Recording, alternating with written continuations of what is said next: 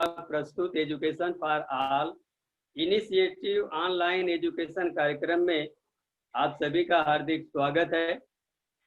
मेरा नाम शिवधन आर पाल, मैं कुरार गांव बीएमसी हिंदी स्कूल नंबर 1 में प्रशिक्षित शिक्षक के पद पर कार्यरत हूं। मेरा विषय गणित है।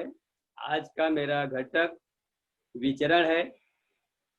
विचरण के विषय में आज हम लोग अध्ययन करेंगे। विचरण के बारे में अध्ययन करने से पहले प्यारे बच्चों, आज हम लोग थोड़ा सा अनुपात और समानुपात के बारे में देखना चाहते हैं, क्योंकि आप लोग पीछे पढ़ चुके हैं। तो अनुपात क्या होता है, यहाँ से शुरू करते हैं।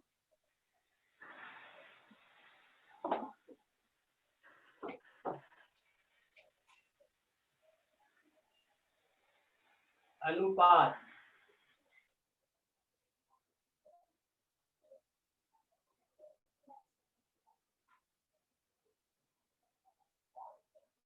दो संख्याओं के संबंध को अनुपात कहते हैं।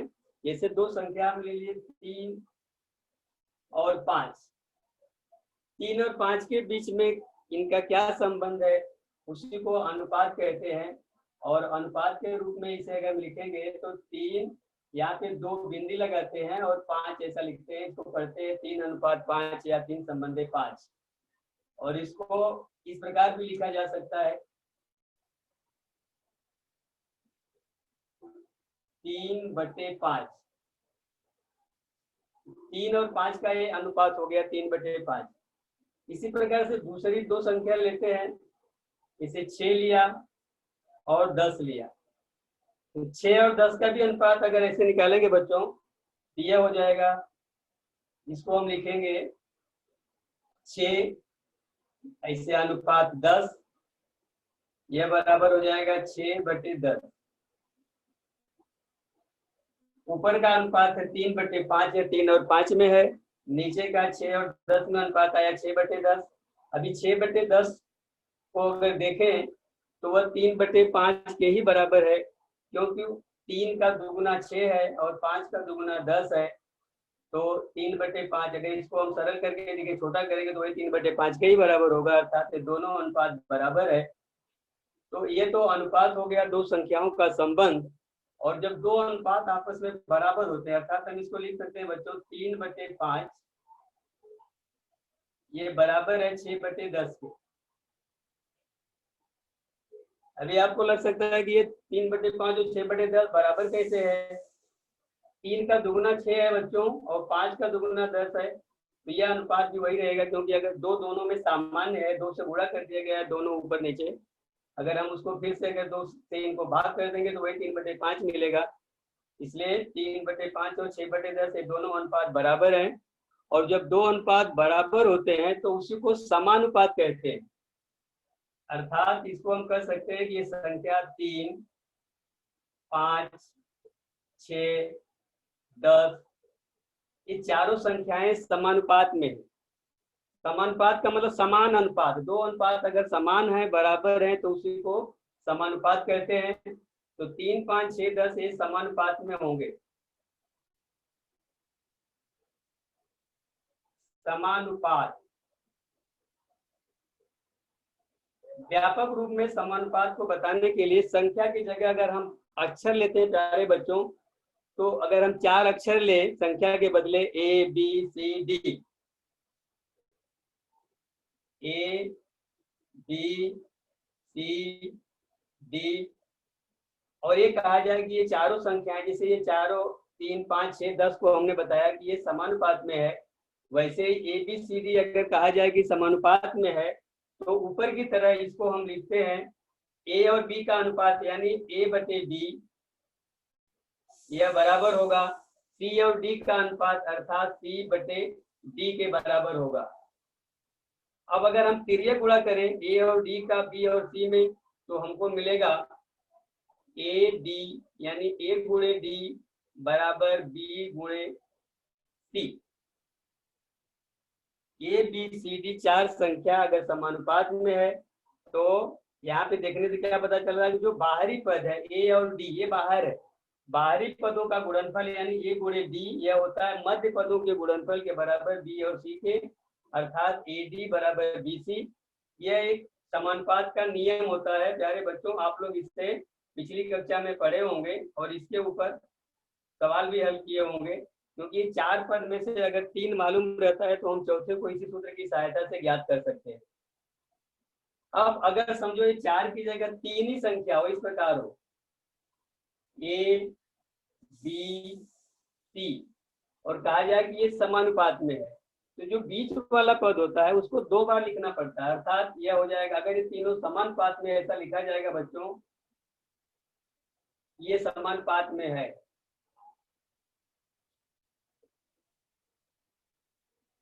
तो ए के बटे ए और बी का जो अनुपात होगा ए बटे बी, यह बराबर होगा बी और सी के अनुपात के, बी बटे सी। और फिर ऐसे अगर तिर्यक गुणा करेंगे आप ए का सी में, तो हमको मिलेगा ए गुणे सी, यह बराबर होगा, ये बी में बी से पूरा होगा प्यारे बच्चों, यह हो जाएगा बी का वर्ग। इसको देखने से पता चलता है, यहाँ पे भी वही बात, यहाँ पे 3 पद है, तीनों जो बाहरी पद ए और सी है उनका गुणनफल ए सी, जो मध्य में पद बी है उस बी के वर्ग के बराबर होता है, अर्थात ए सी बराबर बी का वर्ग। तो यहाँ पर भी अगर ऐसा दिया रहेगा 3 पद समानुपात में है, उसमें 2 का मान दिया रहेगा, तो हम तीसरे का मान इस सूत्र की सहायता से निकाल सकते हैं। ये अनुपात और समानुपात की चर्चा करना विचरण के लिए जरूरी है, क्योंकि अभी आगे हम विचरण के बारे में जब पढ़ेंगे तो अनुपात और समानुपात की जरूरत है, क्योंकि इसकी सहायता से ही आगे हम बढ़ेंगे। ये आप लोगों को समझ में आया होगा, ये पिछले साल आप लोगों ने पढ़ा होगा उसका है। अभी हम आगे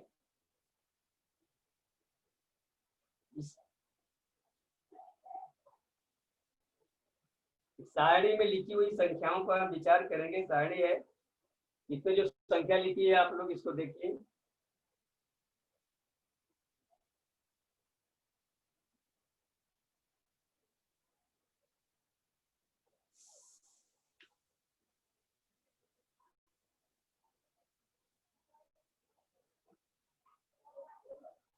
यहाँ पे एक टेबल ऐसा बना हुआ है, सारणी है।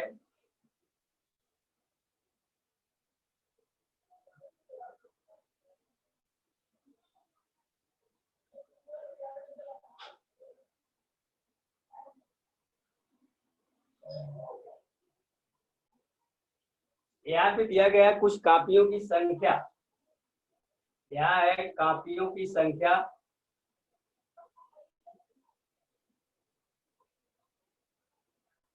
इस संख्या को x अक्षर से दिखाया जा रहा है, और इन कापियों का जो मूल्य होगा उसे y से दिखाया जा रहा है। यहाँ पे मूल्य है, मूल्य को y इस्तेमाल y अक्षर से दिखाया जा रहा है, कापियों की संख्या को x से दिखाया जा रहा है। कापियों की कुछ संख्या यहाँ पे दी गई है। इसे यहाँ पे पहले 12 कापियों का मूल्य दिया गया है बच्चों, 240 रुपए।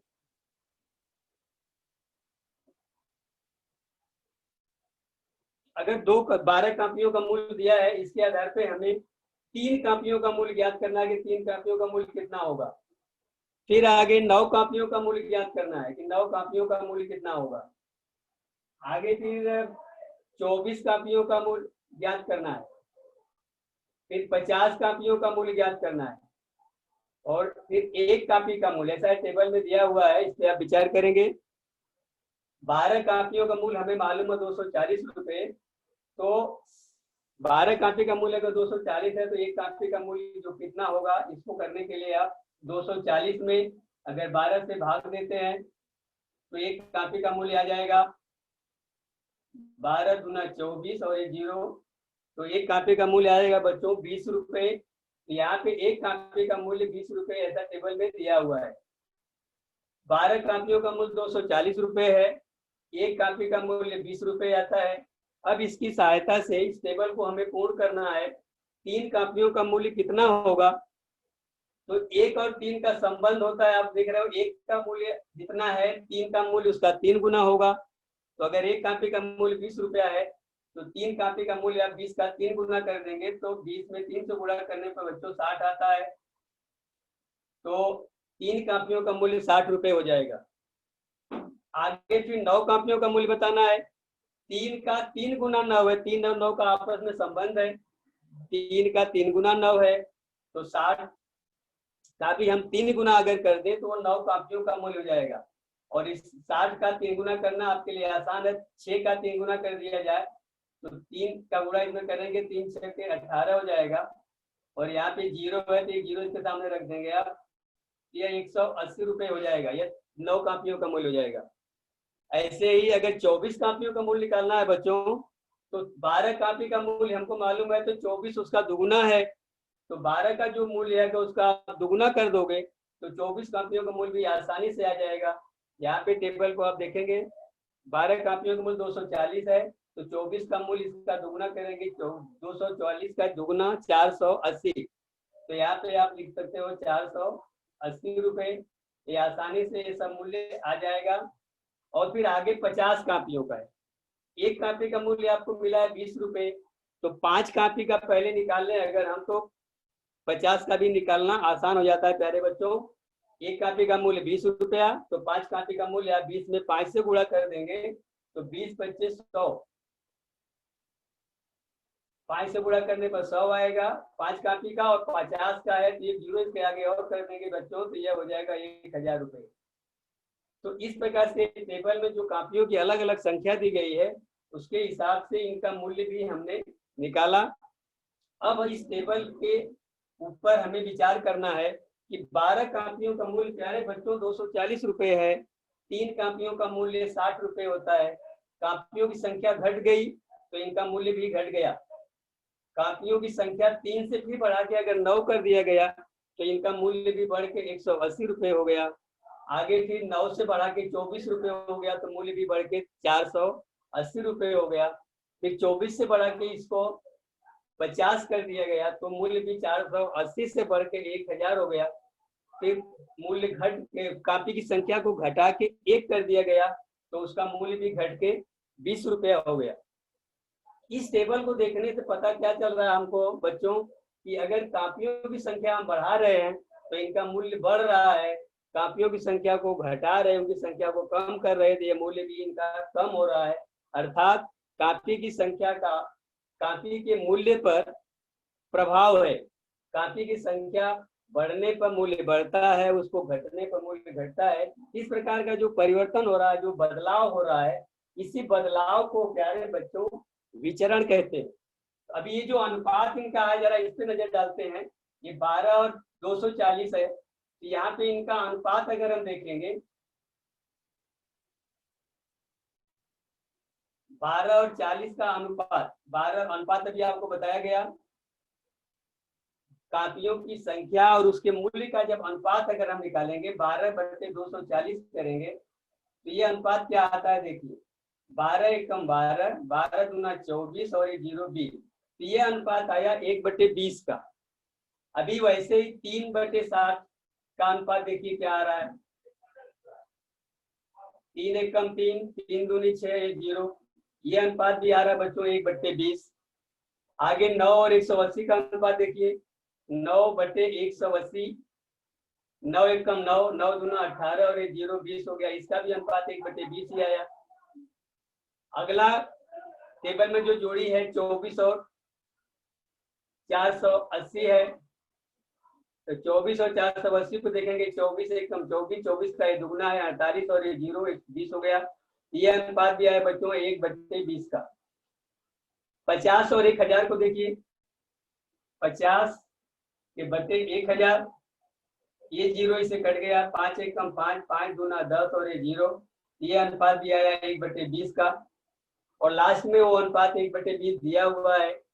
इस टेबल में जो संख्याओं की जोड़ी है प्यारे बच्चों, कापियों की संख्या और उसके मूल्य का ये अनुपात हमने देखा कि ये अनुपात बार बार 1/20, 1/20, 1/20 ही आता है। मतलब कापियों की संख्या बढ़ने पर इनका मूल्य बढ़ता है, उसको घटने पर घटता है, लेकिन ये स्थिर रहता है, इनका जो अनुपात है वह स्थिर रहता है। तो मूल्य बढ़ने और घटने को जो बदलाव हो रहा है उसी को हम विचरण कहते हैं। और विचरण 2 प्रकार का होता है, एक प्रत्यक्ष विचरण और एक अप्रत्यक्ष विचरण, उसको प्रतिलोम विचरण भी कहते हैं। तो अभी हम प्रत्यक्ष विचरण के बारे में आज पढ़ेंगे। और ये अनुपात जो स्थिर होता है इस पे जरा विचार करिए आगे इसकी भी जरूरत है।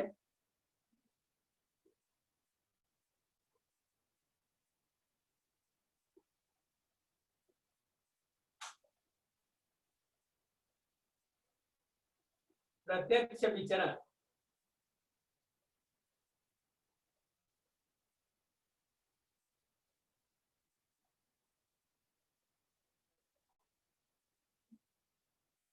प्रत्यक्ष विचरण में क्या हो रहा है, आपने देखा कि ये बदलाव जो हो रहा है, एक संख्या के बढ़ने पर दूसरी बढ़ती है, एक के घटने पर दूसरी घटती है, माने एक का मान दूसरे पर निर्भर करता है। कापियों की संख्या का मान उसके मूल्य पर या मूल्य का मान कापियों की संख्या पर कर सकते हैं, दोनों एक दूसरे के पूरक हैं, दोनों का मान एक दूसरे के ऊपर निर्भर है। इस प्रकार के विचरण को हम प्रत्यक्ष विचरण कहते हैं। अगर कापियों की संख्या जैसा कि टेबल में लिया गया था, एक को x माना गया और एक को y मान लिया जाए, तो x और y में अगर एक समानुपात है या विचरण है x तथा y में प्रत्यक्ष विचरण है,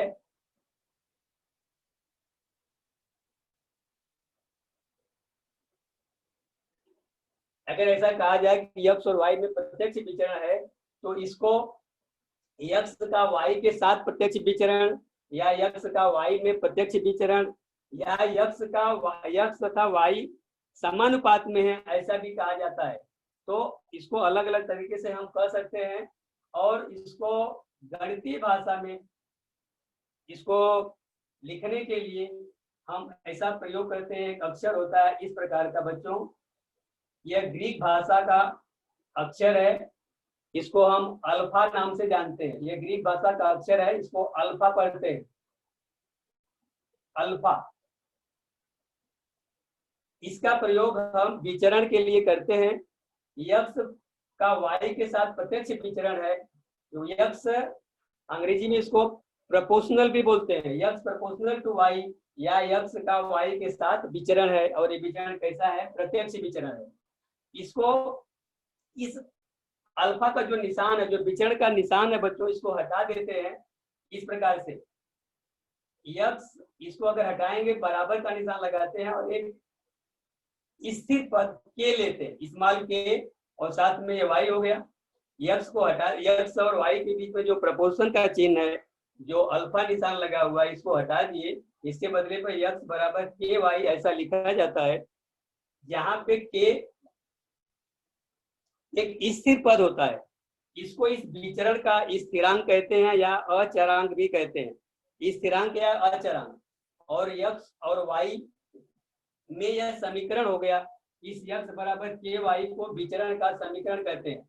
इसको ध्यान से समझिए, क्योंकि विचरण में, प्रत्यक्ष विचरण में या आप आगे प्रतिलोम विचरण पढ़ेंगे, वहां पे समीकरण और अचरांक, यही दो इंपॉर्टेंट चीज है, इसको जानना जरूरी है। तो x बराबर के वाई प्यारे बच्चों यह विचरण का समीकरण है, इसको बोलते हैं विचरण का समीकरण। और जो k लिया गया, k को बोलते हैं यह विचरण का इसको स्थिरांक भी कहते हैं या अचरांक, दोनों एक ही बात है। किसी सवाल में बच्चों स्थिरांक लिखा रहता है, कहीं अचरांक लिखा रहता है, तो आप कंफ्यूज नहीं करेंगे। इसको विचरण का, मैं यहाँ लिख देता हूँ, आप समझ जाएंगे, अचरांक या स्थिरांक दोनों कह सकते हैं। तो यह विचरण का अचरांक या स्थिरांक है। और जो सवाल इसके ऊपर दी जाती है उसमें अक्सर विचरण का समीकरण और इस विचरण के अचरांक या स्थिरांक के मान को ज्ञात करना पड़ता है, इसलिए इंपॉर्टेंट हो जाता है, इसे आप अच्छे से समझ जाओ।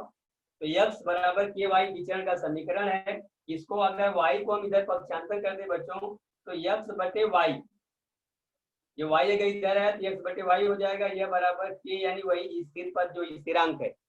अर्थात यहाँ पे क्या दिख रहा है कि x और y ये दोनों पदों का जो अनुपात है, जैसा कि पीछे अभी आपको अनुपात और समानुपात की चर्चा किया गया, तो x और y का जो अनुपात है बच्चों वह स्थिर होता है हमेशा। जैसा कि वो टेबल में मैंने आपको बताया, कापियों की संख्या और उनके मूल्य का जो अनुपात था, बार बार 1/20 1/20 आया, अर्थात तो स्थिर होता है। तो यहाँ पे जो k है यही स्थिर पद है, दो पदों का जो अनुपात होगा, कभी भी दो पद अगर प्रत्यक्ष वितरण उनमें है तो उनका अनुपात हमेशा स्थिर होता है, और उसी स्थिर अनुपात को अचरांक या स्थिरांक नाम दिया जाता है। तो x बटे वाई बराबर के, इसे भी वितरण का समीकरण कर सकते हैं, इसको ऐसा लिखिए या ऐसा, दोनों तरह से इसे लिखा जा सकता है। अभी मुझे लग रहा है शायद प्रत्यक्ष विचरण का इस प्रकार जो विचरण का समीकरण और विचरण का अचरांक क्या है, दो पदों का अनुपात है, शायद आप लोग समझ गए होंगे बच्चों। अभी इसके ऊपर एक कथन है, दो कथन देखिए।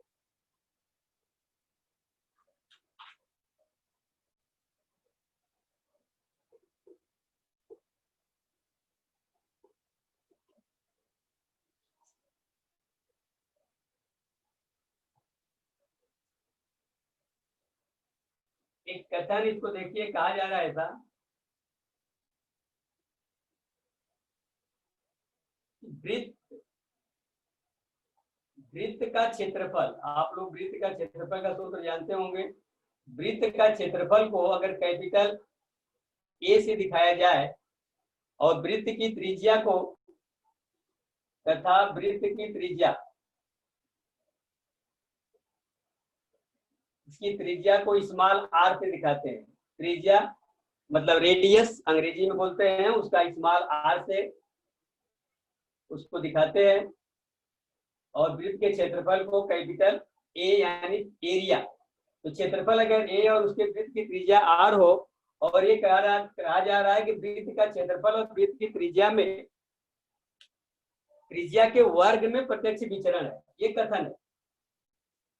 तो इसको हम किस प्रकार से लिखेंगे, वृत्त का क्षेत्रफल ए और उसकी त्रिज्या का वर्ग, त्रिज्या आर है, आर का वर्ग कर दिया, आर स्क्वायर हो गया, इसके बीच में प्रत्यक्ष विचरण, ऐसा सवाल में कथन दिया गया है। तो यहाँ पे हम वही जो विचरण का निशान अल्फा है वो लिख देते हैं, इसको पढ़ेंगे ए का प्रत्यक्ष विचरण आर स्क्वायर के साथ है। इस कथन को हम ऐसा लिख सकते हैं कि किसी वृत्त का क्षेत्रफल और उसकी त्रिज्या के वर्ग में अगर प्रत्यक्ष विचरण हो, वृत्त के क्षेत्रफल को कैपिटल ए से, वृत्त की त्रिज्या को स्मॉल आर से दिखाएं, तो आर का जो वर्ग होगा वह ए के साथ प्रत्यक्ष विचरण में होगा, अर्थात ए का प्रत्यक्ष विचरण होगा आर स्क्वायर के साथ, या ए प्रोपोर्शनल टू आर स्क्वायर। इस प्रकार से इस कथन को हम लिखेंगे। ऐसे एक दूसरा कथन है,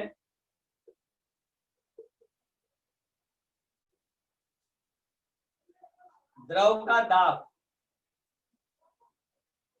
द्रव का दाब को अगर हम स्मॉल लेटर पी से दिखाएं और द्रव की गहराई, द्रव की गहराई, गहराई मतलब डेप्थ होता है, उसको स्मॉल डी से दिखाएं, और ये कहा जा रहा है प्यारे बच्चों की द्रव का दाब जो है उसकी द्रव की गहराई के प्रत्यक्ष विचरण में है। इसका मतलब पानी में ऊपर जो है दाब कम होता है, और जब पानी की गहराई जहाँ ज्यादा होगी वहां पे दाब ज्यादा होता है, क्योंकि विचरण कैसा बता रहा है, प्रत्यक्ष है। तो ऊपर मतलब गहराई कम होगी, जब गहराई कम होगी बच्चों तो वहां पे दाब कम होगा, जो जो हम पानी में नीचे जाएंगे द्रव की गहराई जहाँ ज्यादा होगी वहां पे दाब ज्यादा होता है। द्रव का दाब और द्रव की गहराई में अगर प्रत्यक्ष विचरण है तो इसको हम इस प्रकार से लिखेंगे, पी और वही विचरण का निशान लगा देंगे और डी, ऐसा लिखा जाता है, पी प्रोपोर्शनल टू डी। इस प्रकार से लिखेंगे तो यह गणितीय रूप इसका हो जाएगा। इस कथन को हम गणितीय रूप में इस प्रकार से लिख सकते हैं। ये किताब में ऐसा उदाहरण दिया, आपको समझ जाओगे।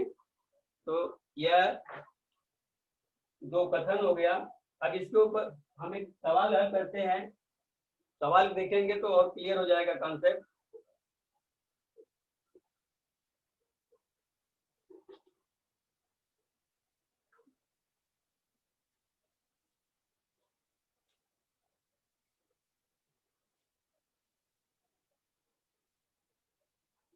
यह सवाल है, एक्स वाई के प्रत्यक्ष विचरण में है, एक्स वाई के प्रत्यक्ष विचरण में है,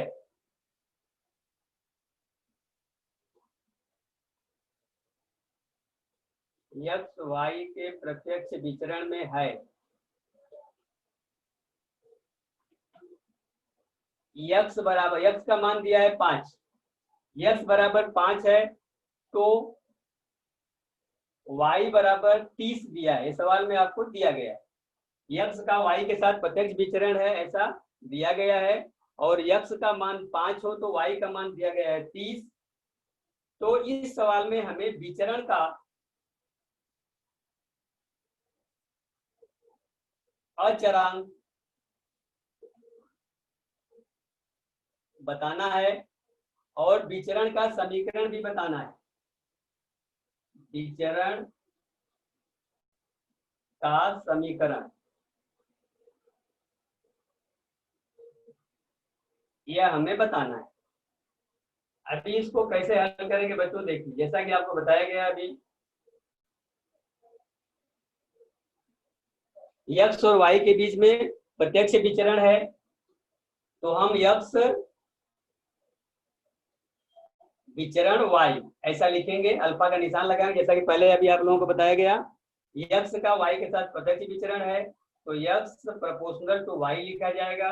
आगे x बराबर करेंगे, इसको हटा देंगे और वह अचर पद के लाते हैं साथ में y, तो x बराबर के y हो गया। अब x और y का जो मान यहाँ पे दिया गया प्यारे बच्चों, उसको यहाँ पे आप पुटअप करोगे, रखोगे। x का मान 5 है तो x की जगह यहाँ पे हम 5 लिख देंगे। ये बराबर k इंटू वाई, वाई का मान 30 है, यहाँ पे 30 लिख दिए। अभी इस 30 को जब दाएं तरफ से बाएं पक्षांतर करेंगे, लाएंगे तो यह यहाँ गुणा के रूप में या भाग के रूप में हो जाएगा, ऐसा आप समीकरण में पढ़े होंगे। तो यह 5/30 हो जाएगा और इधर बराबर k, इसको 5 एकम 5, 5 छक्का 30, या 1/6 हो गया, यानी के जो विचरण का जो अचरांक है उसका मान हमको मिल गया, इसलिए के बराबर आ गया प्यारे बच्चों 1/6। एक उत्तर आपका हो गया, विचरण का अचरांक कितना आ गया 1/6। अब अगर विचरण का अचरांक मालूम हो गया तो विचरण का समीकरण, यहाँ देखिए विचरण का समीकरण x बराबर के वाई, x बराबर के वाई, या इसमें k का मान जो अचरांक है उसका मान हमको 1/6 मिल गया बच्चों, तो यहाँ पे हम 1/6 लिख देंगे k की जगह, और साथ में ये y है, तो 1/6 नीचे 6 है, यहाँ y है, और इस 6 को हम इधर अगर पक्षांतर करेंगे प्यारे बच्चों तो 6 ऊपर हो जाएगा, इसको हम लिख सकते हैं 6 ऊपर आ गया यहाँ पे x के साथ, 6x बराबर y, 6x बराबर y, या y को अगर आप बाएं तरफ लेना चाहते हैं तो ले सकते हैं, पूरा पक्ष ही बदल जाएगा, y बराबर ये 6x जो बाएं है वो दाएं कर सकते हैं आप, 6x, यह हो जाएगा विचरण का समीकरण। 6x बराबर y या y बराबर 6 है, दोनों एक ही चीज है।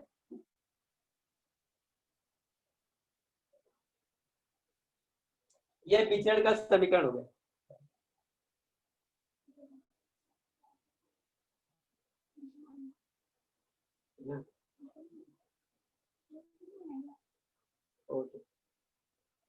इस प्रकार से आप इस सवाल को प्यारे बच्चों हल कर सकते हैं। एक दूसरा सवाल देखते हैं।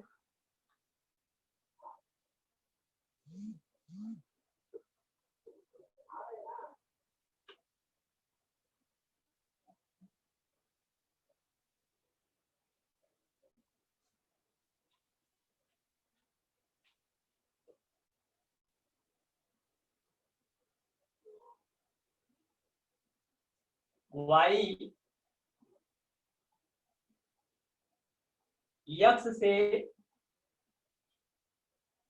वर्गमूल, y x से वर्गमूल के प्रत्यक्ष विचरण में है, वर्गमूल के प्रत्यक्ष विचरण में है।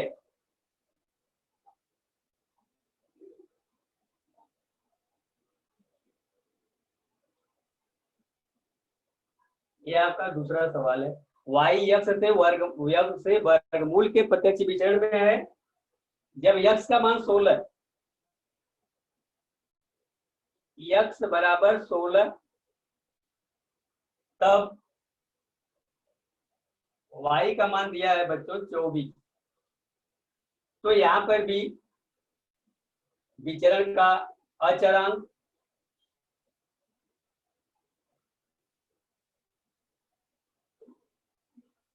विचरण का अचरांक कितना होगा हमें बताना है, उसको ज्ञात करना है, इसलिए आप क्वेश्चन मार्क लगा दिया। और विचरण का समीकरण,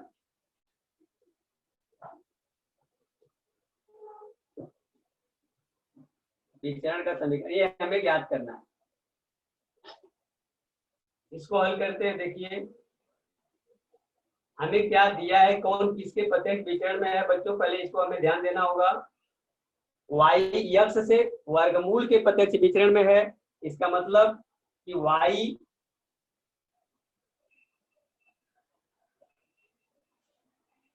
का प्रत्यक्ष विचरण किसके साथ है, x के वर्गमूल। x का वर्गमूल आप जानते हो, किसी भी संख्या को अगर करड़ी में लिखा जाता है तो उसका वर्गमूल के लिए प्रयोग करते हैं करड़ी का निशान। करड़ी में लिख दिया मतलब उसका वर्गमूल, तो x को हम करड़ी में लिखेंगे ऐसा डायरेक्ट। y जो x के विचरण में नहीं है बल्कि उसके वर्गमूल के विचरण में है। इसको ध्यान देंगे, यह y का प्रत्यक्ष विचरण किसके साथ है, x के वर्गमूल के साथ है। तो यहाँ पे हम इसको इस प्रकार से लिखेंगे बच्चों। अभी y बराबर आप क्या करेंगे, ऐसा बताया गया, ये विचरण के निशान अल्फा को हटाएंगे, यहाँ पे k और साथ में ये करड़ी में x लिखा जाएगा। आपको क्या क्या मालूम है वो देखिए। वहां पे x का मान 16 दिया है तो यहाँ पे x का मान 16 रखिए। k ये करड़ी में है तो करड़ी में 16 लिखेंगे, और साथ में y का भी मान दिया गया है 24, यहाँ पे 24 लिख दीजिए y की जगह। इस प्रकार करने से x और y का मान आप पुटअप करेंगे तो आपको इस अचर पद या अचरांक का मान आ जाएगा। अभी देखिए ये 24 हो जाएगा, ये 16 कैडी के अंदर है बच्चों, तो 16 का वर्गमूल कितना है आपको मालूम होगा, 4 होता है, तो यहाँ पे 4 हो जाएगा। अभी 4 यहाँ के साथ गुणा के रूप में दाएं तरफ है, के को अगर हम बाएं तरफ लाएं तो 24 के बटे 4 हो जाएगा। अगले स्टेप में 24 बटे 4 हो जाएगा, इधर बराबर के, तो 4 से इसको आप भाग करोगे, 4 छठी 24, तो के का मान हमको मिल गया 6। के का मान 6 आ गया, मान लीजिए आपको एक उत्तर मिल गया। विचरण का जो अचरांक बच्चों उसका मान आ गया के बराबर 6, एक उत्तर आपको मिल गया। अभी विचरण का समीकरण, यहाँ पे जो समीकरण आपने लिया है y बराबर के कैडी में x, इसको देखिए y बराबर के कैडी में x। अब हम क्या करेंगे कि ये जो x और y का मान एक बार निकाले, इससे हमको दोनों का जो अनुपात था उससे हमको अचरांक मिल गया। अब अचरांक जो 6 है वही यहाँ पे रख देना है बच्चों, तो आप इसको लिखेंगे के की जगह 6 और कैडी में x, तो y बराबर 6 कैडी में x।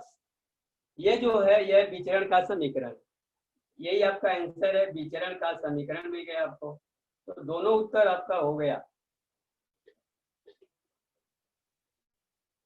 इस समझ में आया होगा। अभी एक सवाल और किताब से लेते हैं, देखिए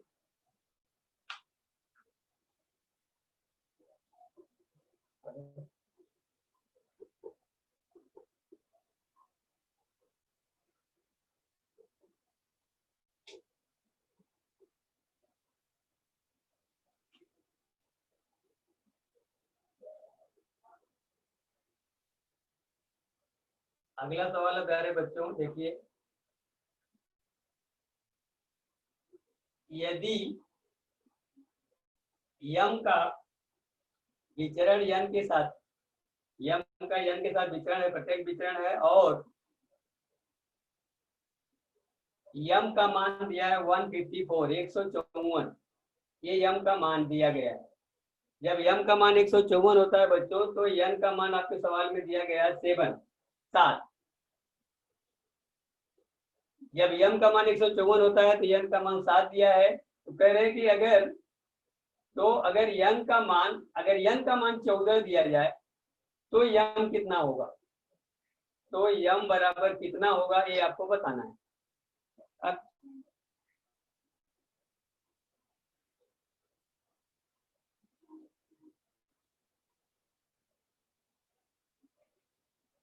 यन बराबर 14, अगर यन बराबर 14 दिया गया है तो आपको यम का मान बताना है।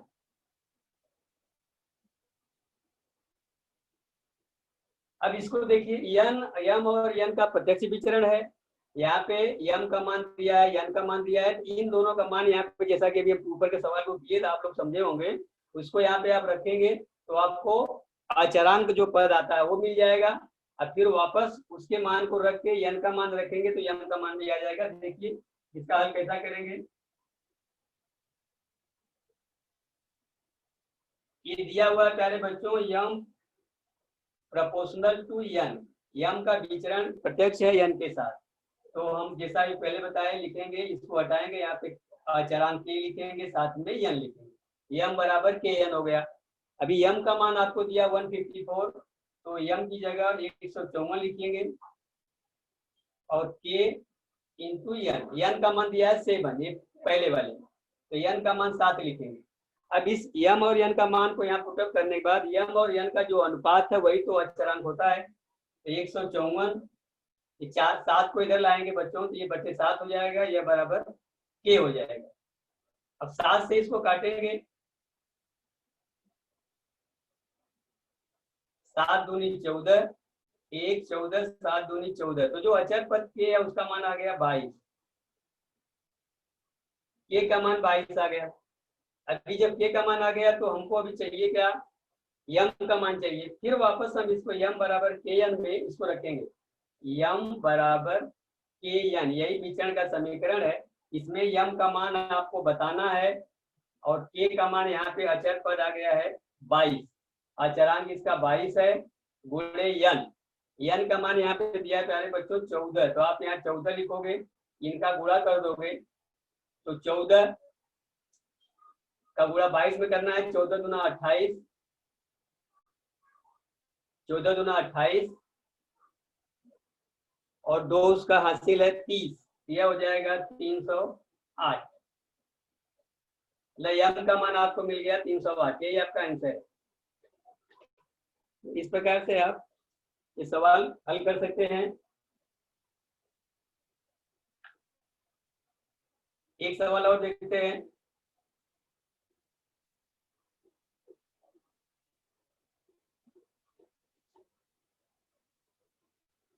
को बताया गया, शायद समझ में आया होगा। अब यह हमारा ग्रीक कार्य है, इसका आप स्क्रीनशॉट ले सकते हैं और ये घर काम करके दिखाना है। ये घर काम करिए नेक्स्ट सेशन के लिए।